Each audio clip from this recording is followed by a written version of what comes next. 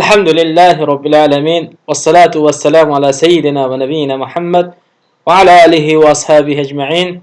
السلام عليكم ورحمة الله وبركاته. امروزه درس ما آیت بزرگ آیت کرسی است. خب آیت الکرسی بهترین آیت در قرآن کریم، افضل ترین آیت در قرآن کدام گویند؟ شما چی میگید؟ آیت الکرسی. درباره آیت الکرسی حدیث ها زیاد است، حاضر هر چی انشالله میگویم. آیت الکرسی فضیلتش خیلی خیلی زیاد. برای اون کسانی که آزاد ندونید از فردا سرکره آزاد کنید. آیت الکرسی این در سوره بقره است. آیت الکرسی برای اون کرسی گفت که در آنجا ذکر کرسی است. کرسی چی است؟ استال، یعنی استول. آیتی که در آن ذکر کرسی شده است. درباره فضیلت آیت الکرسی پیامبر صلی الله علیه و سلم در حدیث ابو منذر میگویند که عن ابی کعب ان رسول الله صلی الله علیه و سلم قال یا ابا منذر، یعنی پیامبر صلی الله علیه و سلم خطاب کرد به ابا منذر میگویند که ای ابا منذر، آیا تو میدانی کدام آیت در قرآن بزرگ است، عظیم است؟ ابو منذر گفت که خدا و رسول میدوند کدامش، من نمیدونم. بعد پیامبر صلی الله علیه و سلم گفتند آیا تو الله لا اله الا هو الحی القیوم رو میدونی؟ صدر ابو منذر بزده، یعنی صدر ابو منذر پیامبر صلی الله علیه و سلم دستشون که زده گفتن که الله لا اله الا هو الحی القیوم رو میدونی؟ سونی ابو منذر چه گفت؟ سکوت کرد، جیم ششت. سی پیامبر صلی الله علیه و سلم گفتن که تمام علم شناسی الله در همون آیت کرسی است. یعنی پیامبر صلی الله علیه و سلم در این حدیث گفته استادن که از همه بزرگترین آیت در قرآن این آیت الکرسی است. با دیگر حدیث پیامبر صلی الله علیه و سلم میگن که آیت الکرسی نه در تورات نه در انجیل در یگان کس نازل نشده است، الا نازل شده است در قرآن کریم. خب آیت الکرسی این چنین آیتی که پیامبر صلی الله علیه و سلم میگن که کسی که بعد هر یک نماز فرضی آیت الکرسی را خواند، او را بین جنت و بین نفسش فقط موت می‌دارد، یعنی موت، مردن. این دلالت به آن میکند که یعنی کسی که آیت الکرسی را بعد نماز فرضی خواند، اگر وفات کنه ماند تا نماز دیگر داخل جنت میشد. یعنی شما آیت الکرسی را خوانید، شما را همین آیت به جنت میبرد است. از این علما میگن که بعد هر یک نماز فرضی باید خواندن آیت الکرسی ضرور است. در دیگر حدیث آمده است که أن أسماء بنت يزيد ابن السكان قالت سمعت رسول الله صلى الله عليه وسلم يقول في هاتين الآيتين الله لا إله إلا هو الحي القيوم أن فيهما اسم الله الأعظم. پیامبر صلی الله علیه و سلم گفتند که در این حدیث آیتی که الله لا اله الا هو الحي القيوم است، در آن اسم بزرگ الله است. حقیقتا همین خیلی است. در این آیتی که ما حضور میگوییم اسمهای بزرگ الله است و اینچنین این آیت کاملا به توحید دلالت میکند. توحید برای انسان یکم درجه میستد. و دیگر حدیث درباره فضیلت این آیت این که پیامبر صلی الله علیه و سلم ابو هریره رضی الله عنه یک صحابی بزرگه که زیاده از 5000 حدیث پیامبر صلی الله علیه و سلم روایت کردند. در این جا پیامبر صلی الله علیه و سلم ابو هریره را همچون مسئولی تقسیم کردن زکات مسئولیت میمونند. یعنی ابو هریره میگه که تو در ماه رمضان بود. وقتی که ابو هریره این مسئولیت رو گرفت به دوش، یک مرد اومده ابو هریره گفت که من فقیرم، من قام بغلم، فرزندم بسیار، به من یاردم کن، از این زکات ته میگفت. ابو هریره رحم کرده، یک بار میتیان، با میآید، با میتیان، با سوم بار میآید. ابو هریره میگه که شد همین کفایه میکنه دو بار، اگر یک بار دیگه بیاید چرا جزا میتیان میگم. این مرد سوم بار هم میبیاد، سوم بار میآید. سونی وای مرد چه کار میکرد؟ ابو هریره گفته بود که جزا میتیان بوده، گرفته استون مسجد میبندد. وقتی که استون مسجد میبندد و التماس میکند که همین مرد التماس من است، حتی من تو به یک چیز یاد میدهم. ابو هریره در طلب علم ذوقمند، یعنی کوشش میکنن که طلب علم گرن. این مرد که گفت که یک چیز تو به تعلیم میدهم، ببینید ابو هریره چه خیلی کوششش، غیرتش به طلب علم بود که وای مرد بستگی بود. وقتی که وای مرد گفت که من تو به یک چیز میآموزم، من سرته. این سخنه که وقتی که شنید ابو هریره سراز وای مرد سر داد. سون وقتی که سر داد و مرد چی گفت؟ گفت که پیش از خو رفتنت آیت الله لا اله الا هو الحی القیوم خون. اگر خونی برای تو تا پگاهی به تو شیطان ضرر نمیرسوند. سون برآمده رفت و مرد. وقتی که برآمده رفت این خبر پیامبر صلی الله علیه و سلم به ابو هریره رسونید سحری. پیامبر صلی الله علیه و سلم میگه جبرئیل علیه السلام خبر داده بود. پیامبر صلی الله علیه و سلم به ابو هریره میگه صدقک و هو کذوب. و شیطان بود. شیطان به صورت انسان اومده همین خیلی کار کرد. وقتی که ابو هریره باست وای رو همین آیت تعلیم داد. آیت بزرگه. پیامبر صلی الله علیه و سلم میگه آنچه که تو به یاد داد راست گفته است. یعنی حقیقتا اگر آیت کرسی خونت شبه که تا سحر شما به شیطان ضرر نمیرساند. و هو کذوب گفتن پیغمبر دام انسان، یعنی وای شیطان دروغچی است. لیکن همین وقتا راست گفت شیطان. ببینید این ابو هریره این آیت کرسی میدونست لیکن خور افزونه نمیدونست. شیطان به ابو هریره تعلیم داده این چیزه. برای همین من شما هم باید پیش از خور رفتن باید آیت کرسی خوانیم. اگر خواهیم که ما به جن اجینه شیطان تا سحر ضرر نکند آیت کرسی خوانیم. به همین قدر مثلا 4 حدیث در باره فضیلت آیت کرسی بحث میکنیم برای اینکه از شرح ترجمه آیت کرسی میگذارم من. خب پیش از شرح آیت کرسی گفتنیم که برای ما چه وقتی ها آیت کرسی ضرور است. یکمش وقتی خور رفتن. خیلی که این حدیث به ما دلالت میکند که پیامبر صلی الله علیه و سلم تصدیق کرد سخن شیطان که وای راست گفته است. یعنی راست گفته است که کسی که آیت کرسی وقت خورسنده خونده خورود به او شیطان و جن اجینه تا سحر تاثیر نمیکند. دومیش ما چه وقتی در آیت کرسی میخونیم؟ بعدی هر یک نماز. این بام دلیل بولونگه من حدیث آورم که بعدی هر یک نماز باید ما آیت کرسی خونیم. ما رو جنت میبرد. همین اگر موت بیاد برای ما جنت میره. و سومیش وقتی که دعای صبح شام میخونیم باید ما آیت کرسی خونیم. خب چهارمیش چی بود؟ چهارمیش برای خونه در آمدن. وقتی خونه در آمدید آیت کرسی خونید جن یا جنی که در خونه است میبرفت است. این به بعضی حدیث‌های دلیل آوره علما گفتن که برای خونه هم آیت کرسی خوندن در کار. خلاص آیت کرسی فضیلتش بسیار بزرگ است. همین یک تا حدیثی که پیامبر گفتن که بهترین و از بزرگترین آیت در قرآن گفتگیشون کفایت میکنه برای شما. اکنون شما بزرگترین آیت ازت نمیکنید می؟ بزرگترین آیت معناش نمیدونید می؟ بزرگترین آیت باید من شما واجب است که ازت کنیم. از سوره ها بهترین سوره ها سوره فاتحه است. از آیت ها بهترین آیت آیت الکرسی است. خب با شرح آیت الکرسی میگذاریم. الله میگه که الله لا اله الا هو الحي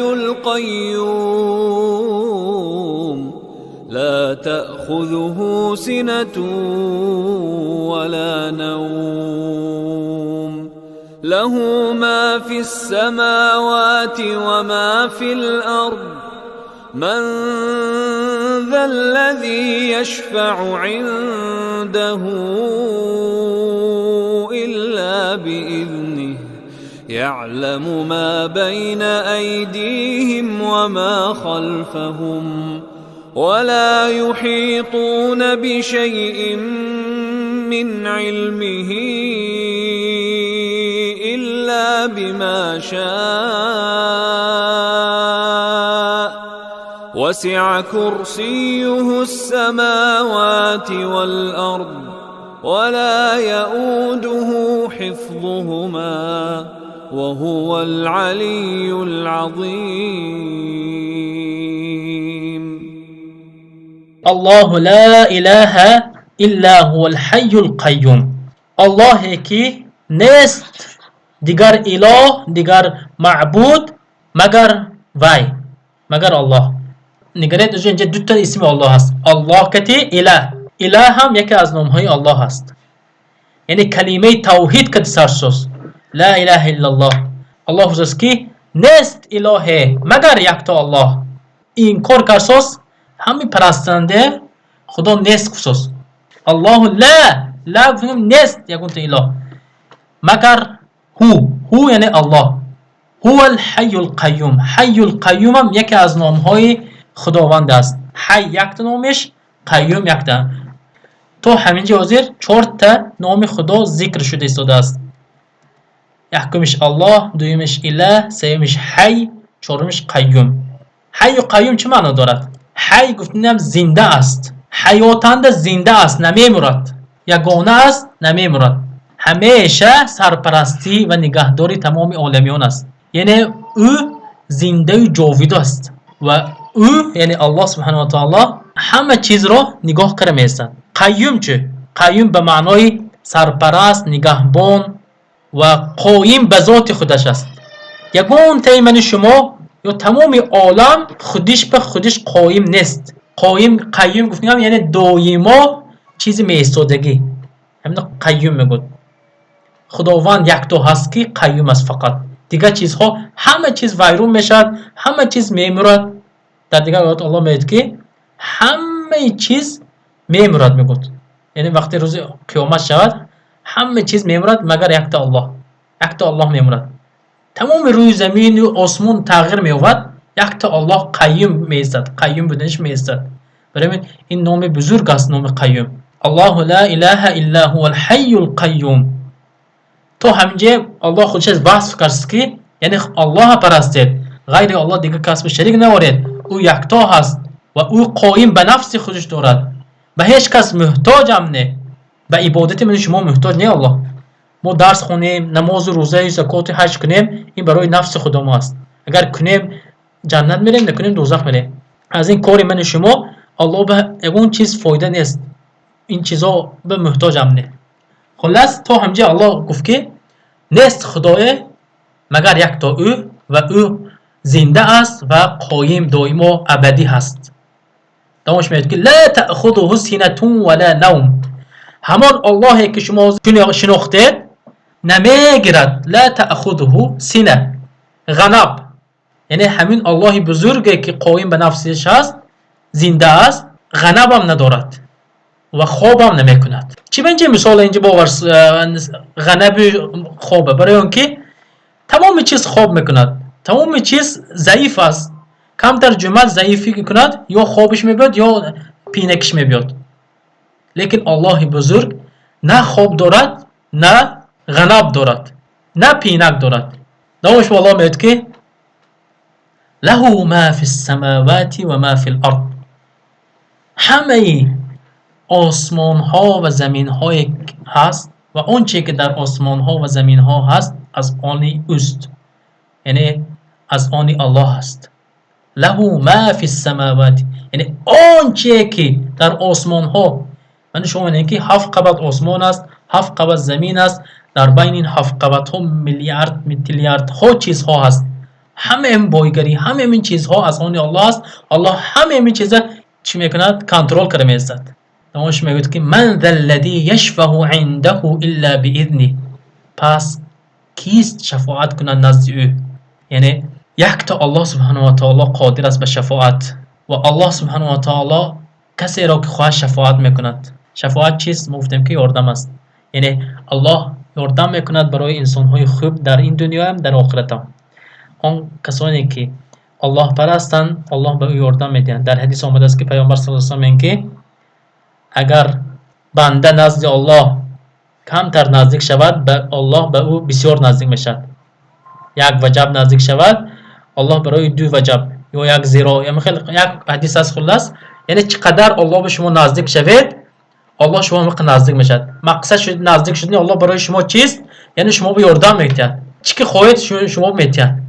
اون کسایی که دعا کس کنه الله نداساس دوند که وای خدا به نزدیک نشده است، باید عبادت سخت‌تر کند، عبادت با اخلاص کند که الله و خواستگیش دهد. یعنی الله همچون مثال برای بنده ها گفت که کیست شفاعت میکند که شما به الا باذنه. تمام اذن از جانب الله است، یعنی اذن شفاعت، اذن همه چیز از جانب الله است. حتی پیامبر صلی الله علیه و سلم شفاعت کردن نمیتونن روز قیامت مگر به اذن الله. روز قیامت شاید همه نزد در بهشت برفته جمع میشد مسلمان ها، بعد اون کس قدرت شفاعت ندارد. سین پیامبر صلی الله علیه و سلم سجده میکنن در جنت انده، چون سجده دعا میکنن که نشه پیامبر صلی الله علیه و سلم بزرگ هستند. پیامبر صلی الله علیه و سلم بهترین دعاها میکنن. بعد الله میگه که ای محمد کلت بردار، چی میخواهی؟ شفاعت کن، من توی شفاعتم قبول میکنم. همینجا اجازت میدهد، یعنی اذن. باز گفتم که من الذی یشفع عنده لا باذنی، الله اذن میدهد به پیامبر صلی الله علیه و سلم، یعنی اجازت میدهد که پیامبر صلی الله علیه و سلم چیکنن؟ دعا کنن، یا اجازت میدهد الله به پیامبر که شفاعت کنن امتشونه. پیامبر صلی الله علیه و سلم به خداوند یعنی اجازت میدهد. بعد در جنت کشیده میشه. پیامبر صلی الله علیه و سلم اولین کسی که به جنت میرن و شفاعت میکنن امتشونه. خب دوام آیات میگه که یعلم ما بین ایدیهم و ما خلفهم. دوامش میگه که الله دانا است، همه چیز الله میداند. یعنی در بالا گفت که الله که من چی هستم، همه زمین و آسمان از آن من است. برای اینجا دوامش بگوست که الله من میدانم اون چیزی که شما میکنید، چی در سری کنید چی آشکارا کنید، همیشه من میدونم. حقیقتا الله قادر است به همه چیز دیدنش. برای من گناه میکرده شوید یک بار از الله شرم دارید، برای اینکه الله شما رو دیده است. گناه کردن برای من شما هیچ وقت اجازه نه. برای چی؟ برای اینکه الله من شما نگاه کرده است. قبطی زمین بدرده برویدم چی گناه کنید الله شما دیده است. دون خونه در اومده، دون توک بدر اومده اون گناه کنید گو که شما اشکال ندیده است، لیکن الله شما دیده است. از الله شرم دارید که الله که چنان بزرگ است میبیند شما رو. دوامش الله میگه که ولا يحيطون بشيء من علمه الا بما شاء. یگون چیز برابر شد نمیتوند به علم الله.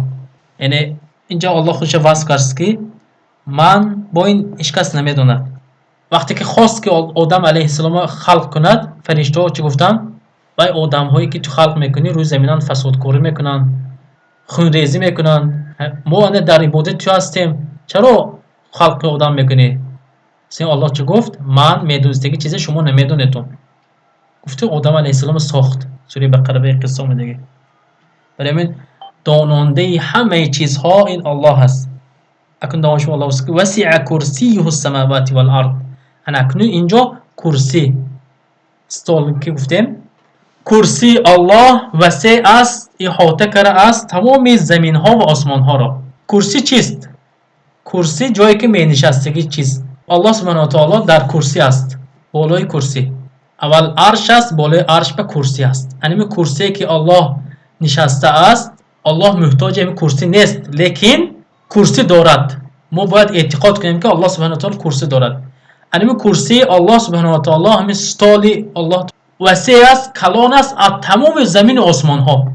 تصور کنید که زمین و آسمان ها خیلی کلان است، از همین هم کلان است کرسی الله سبحانه و تعالی. اساس که الله وسع کرسی، وسیع است کرسی من، یک کلان است کرسی من از آسمان ها و زمین ها. ولا یؤوده حفظهما. اکنون گفت که هم کرسی هم آسمان و زمین و آنچه که در دون اینها هست حفظش فقط الله میکند. ولا یؤوده، هو یعنی آسمان و زمین میگرد، برای حفظ اینها خسته نمیشود. حفظ کننده همین چیزها، حفظ کننده آسمان و زمین و آسمان کنترلش همش کی است؟ الله سبحانه و تعالی. و در آخر میگوید که خدا و او الله سبحانه و تعالی علی العظیم است. علی یعنی بالا هست و عظیم بزرگ است. حقیقتا الله سبحانه و تعالی در بالا است. باید ما ایمان بیاریم که الله سبحانه و تعالی در بالا است. بعضی کس فکر میکند که الله همراه ما است، این خطا است. الله همه جهته در بالا است. این بالا بدونی الله سبحانه و تعالی بسیار دلیل ها هست که پیامبر صلی الله علیه و سلم میگه الله فی السماء میگن، یا که یک جاریه یک کنیز ببین که الله در کجا است میگن، یعنی جاریه گفت نگم یک دخترچه مایده میگن که الله در کجا است، میگه که الله در آسمان است. یعنی تصدیق میکنن سخن میگن که الله در بالا است. همچه فطرتان انسان میدوند که الله در کجا است، در بالا است، لیکن ما رو میشنود میبیند و بزرگ است الله سبحانه و تعالی. علی گفت نگم یعنی الله بالا است، نه در پایان بلکه بالا در بالا است. عظیم بزرگ است. این نام علی و عظیم یکی از نام های الله است. یعنی در بالا 4 تا شد، اینجا 2 تا دیگر نام الله، 6 تا نام الله هست در این آیت. 6 تا نام است و چندین صفات ها دارد در این آیت، چی از جهت ربوبیت بشه چی از الوهیت. الوهیت ربوبیت چی؟ توحید سه تقسیم میشه: توحید ربوبیت و الوهیت و اسما و صفات. لیکن شما دانیتون که 6 تا نام آمده است، 6 نامی الله سبحانه و تعالی و چندین صفات های الله سبحانه و تعالی. یعنی یکی از صفات هاش حفظ است. یعنی الله کی حفظ میکنه است؟ همین کرسیشو، آسمان و زمین ها رو کی حفظ میکرده است؟ الله میکرده است.